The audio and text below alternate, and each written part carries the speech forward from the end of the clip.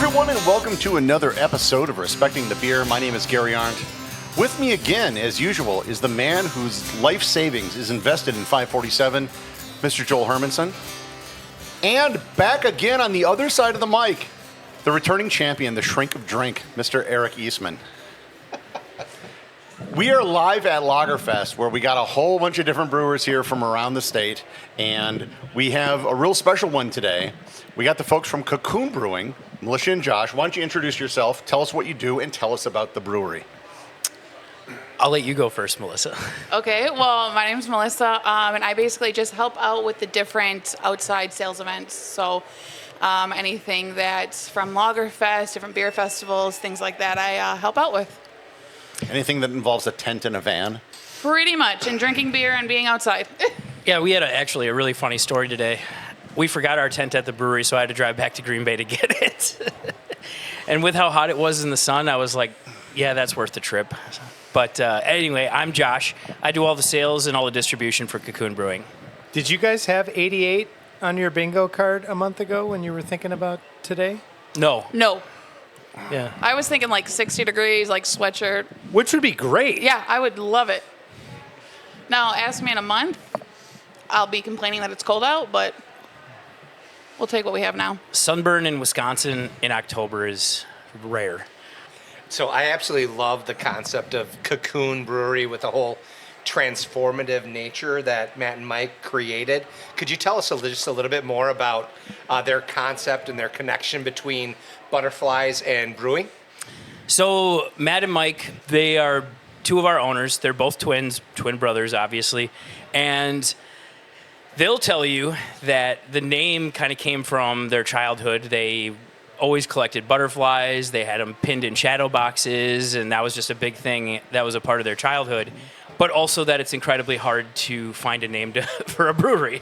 So I think they shuffled around a few ideas, knew kind of the concept and everything, but yeah, the name I think came a little bit later. So one of these days you're going to close down, remodel, and become Butterfly Brewing? Yeah. Wow. Yep. So I have not yet been to Cocoon Brewing. Can you tell us a little bit about your lineup, a little bit about your favorites?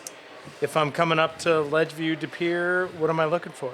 I would say I personally think our head brewer does a fantastic job with a lot of different things, whether they're more traditional styles.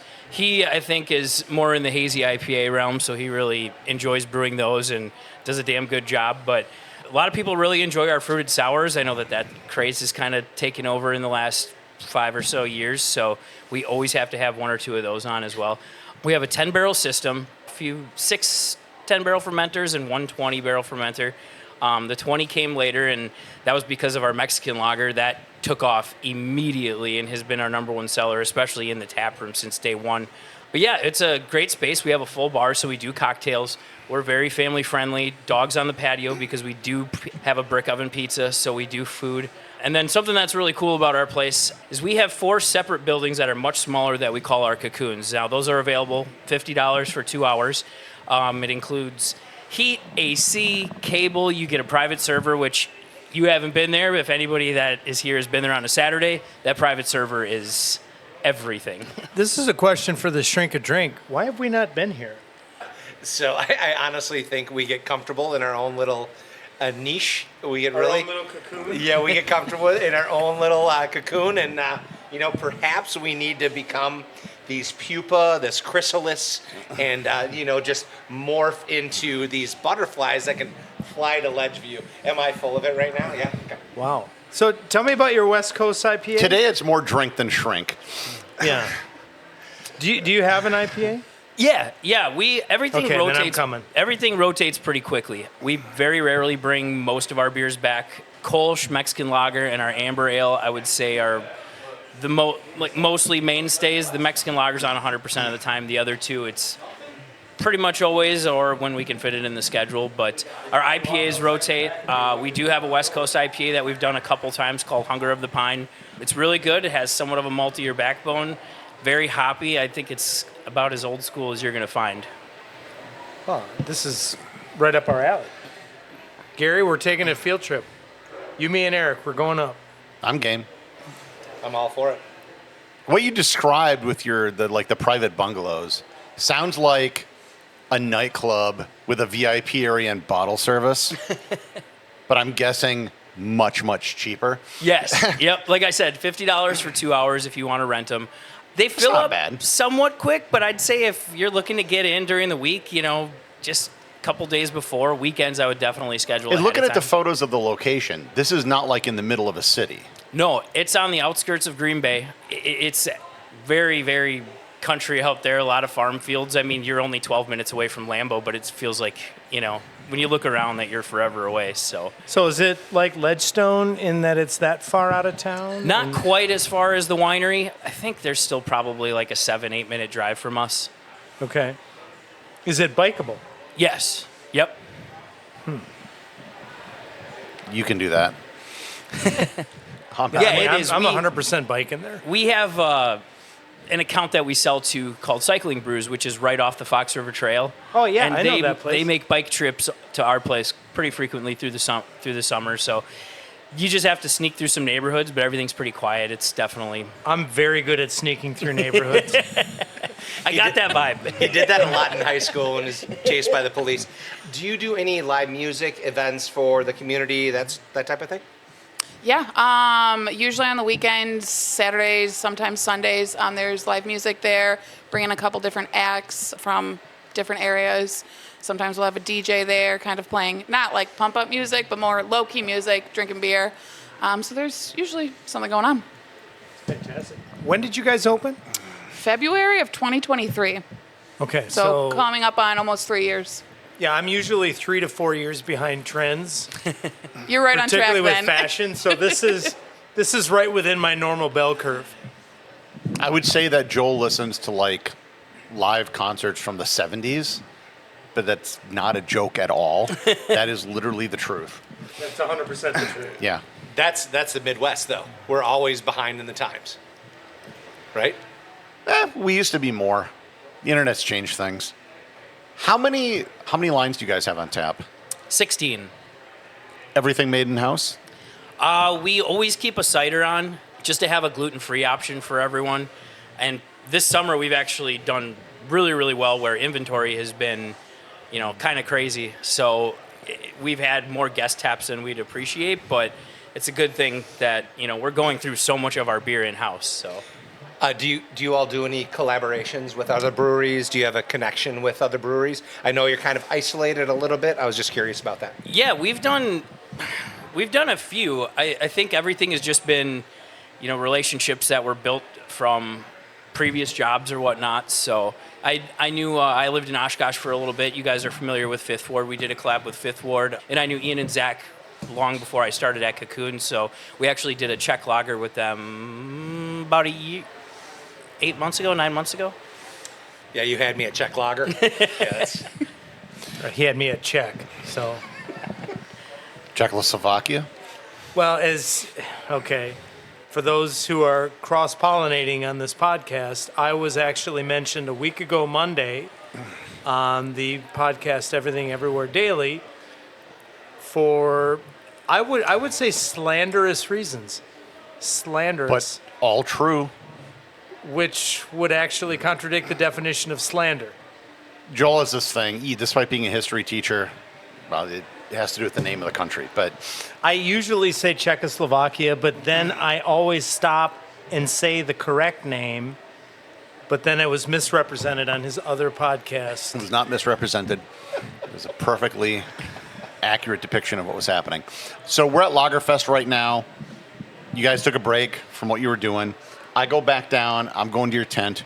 What do you have available, and what do you recommend? Right now we have our Hoppy Pilsner, which is called Queen Monarchy. We have our Mexican lager, like I mentioned, our number one seller. That's called Michoacan.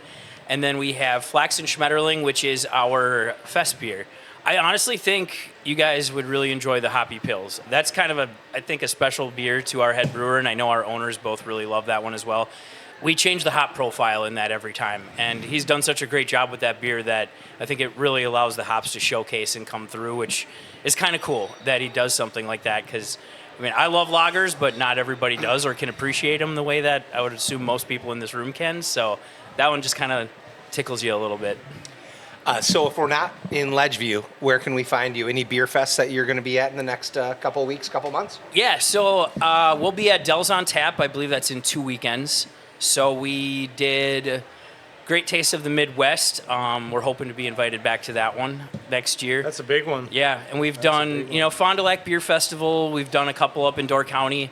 I do a lot of tastings at local grocery stores and stuff, which I do all the sales and distribution. So if you're in the Green Bay area, most of the festivals, Woodman's, Ridgeview Liquor, Wine Cellar, and then making our way down to the valley, we're in Cellars, we're in Corks and Caps, and then down in Oshkosh, we're in Wagner's Meat Markets. So when you look at your place, I mean, you're in Ledgeview. What's, besides the beer, besides the wonderful beer that I've tasted today, what brings people to your establishment? What's the number one, number two types of things that bring people in? I think it's summertime on our patio. We have such an extraordinary space. We have 2 different grass areas, then we have a gravel area. So there's kind of like different levels to it that have different vibes. And then obviously the cocoons kind of wrap around the whole area. I would definitely say it's got to be the patio. There's really nothing else like it in Green Bay. Do you have a fire pit? Yeah, we have solo stoves scattered all around. Okay.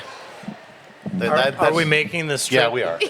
And it's going to be in the fall where we can use the fire pit. I don't know if we get fall anymore because we're in fall, but It'll like go summer to winter. It'll just Summer to winter. Yeah. So could we do a fire pit in the winter? Yeah. Actually, during our anniversary party, we've done an après-ski themed party. So we have, different activities outside. And last year, I think we actually had a snowstorm. I was out of town. I was in Florida for that. But yeah, you can use the solo stoves outside, and we bring a shot ski out for that party. So if you're willing to bear the weather, No, you can sit wherever you 100%. want. So David, Eric, Gary, and I are coming up November 15th, I think. Okay. That's going to be the date. We're going to put that all in Gary's tab. Sure. And he'll also drive. So I He'll don't think drive anybody there. wants that. Yeah, you'll drive there, right, Gary? Uber back. I was going to ask you the question of where people can find your beer, like you guys sell in canned, and you kind of answer that question. Do you have any final questions for him?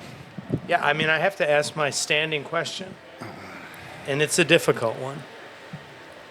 And you both are looking at me with a slight look of terror. And this might be because I'm a teacher, but I have to ask you this. So, thinking either nationally or statewide, and you can name breweries or you can name individuals, who's on your Mount Rushmore of brews? Oof. I know, that question every time it just hits. I just had a conversation earlier this week at one of my accounts about this, and I don't think I was able to fairly give. So you've had time to think about it. Yeah, I actually thought about it. I mean, as far as a beer goes, if I'm walking into a restaurant, I have no idea what I want. If I see an Allagash White on draft, I'm probably just gonna order that. That's one of my favorite beers, and probably like a Kronenberg 1664. Oh, Blanc. you're going deep into the archives. This is... Is that Dutch? It's French. I'm not gonna go I've that heard deep. of it. I would probably go with like an Oktoberfest would be 100% my type of beer. Otherwise, looking at like a hazy IPA. Okay. Do you guys make an Oktoberfest? We just do the fest beer. I think we tossed around the idea of possibly doing both, but with how busy we are, that's so much tank space. So Have you had the Sierra Nevada Oktoberfest Fest beer? I have, yeah. That was lights out. That was really good. I had that at Lights one of out. my accounts this week, yeah. Yeah. So when you go to an account, you get to drink? Sometimes, if I bring beers to sample out, usually... Can I come with you to Yeah, these accounts? absolutely. I'll drag you around, yeah. Yeah, usually one of my last stops during the day is like, I'll sometimes treat myself to one, so... Nice. So if Cocoon Brewery had a mission statement or a mantra, what sentence or two, what would kind of sum up your purpose? I'll just say our slogan, let's hang. I love that. I think McFleshman's and Cocoon, I think I'm seeing a collab in the future. That would be fun. That would be fun. Gary, what do you think? Yeah, we just need to push Bobby into doing it. And we can negotiate this when we go out there. Well, see, here's the With the thing. fire. Whatever you tell Bobby to do, he does. When I tell Bobby You're to do bitter about something, it this. does not get done. Hey, Gary, we should build a stairway up to the thing. I just call him like I see him, Joe. Hey, Bobby, Well, we it's should do a not- podcast. All this stuff happens. Are you two brothers? Like, you fight like brothers. Well, we do kind of look alike. So, Just the hair. just the hair.